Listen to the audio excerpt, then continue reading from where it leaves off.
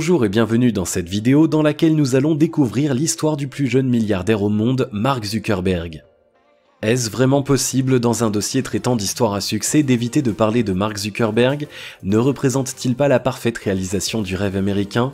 Nous verrons tout cela dans les détails d'ici un instant, mais juste avant, assurez-vous de vous abonner à la chaîne et n'oubliez pas de télécharger votre livre offert sur la liberté financière en cliquant sur le lien dans la description située sous la vidéo.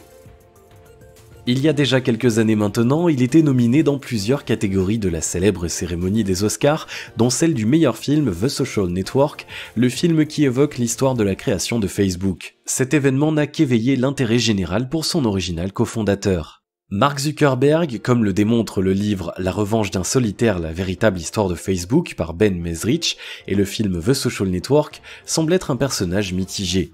On l'admire, on le déteste. Ces deux portraits, réalisés sans son accord et évidemment sans aucune participation de sa part, présentent certaines facettes peu flatteuses de sa personnalité. Pourtant, nous ne pouvons nous empêcher de le considérer comme un génie. N'est-il pas, après tout, le plus jeune milliardaire au monde à figurer sur le célèbre palmarès de Forbes ? Mark Zuckerberg fut d'abord un jeune étudiant talentueux de l'université d'Harvard. C'est à cette époque qu'il commença à développer plusieurs programmes informatiques, en apparence de façon ludique. L'Internet, c'est l'avenir, et ça, il le savait. C'est avec l'aide de trois amis, dont Eduardo Saverin, qui ne tardera pas à perdre son titre d'ami, mais pas celui de cofondateur, que le prometteur informaticien mit sur pied la première version de Facebook.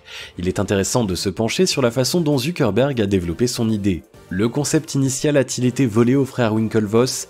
Cela semble vrai, mais il ne tardera pas à le peaufiner de façon à répondre à un besoin ou à le créer chez l'élite étudiante américaine. De 2004 à 2006, Facebook, qui n'était à la base destiné uniquement aux étudiants d'Harvard, puis aux étudiants universitaires de tout le pays, avant de s'ouvrir aux étudiants de l'école secondaire, fut ouvert à tous partout autour de la planète. Mark Zuckerberg, en développant le site qui ne tardera pas à être le deuxième plus visité au monde après Google, est devenu l'un des geeks les plus reconnus. Il a d'ailleurs été élu l'homme de l'année 2010 par le magazine américain Times. Si vous êtes l'un des 2 milliards d'utilisateurs de Facebook, sachez que vous faites partie de ce qui pourrait être considéré comme le premier pays le plus peuplé du monde. Zuckerberg président, pourquoi pas?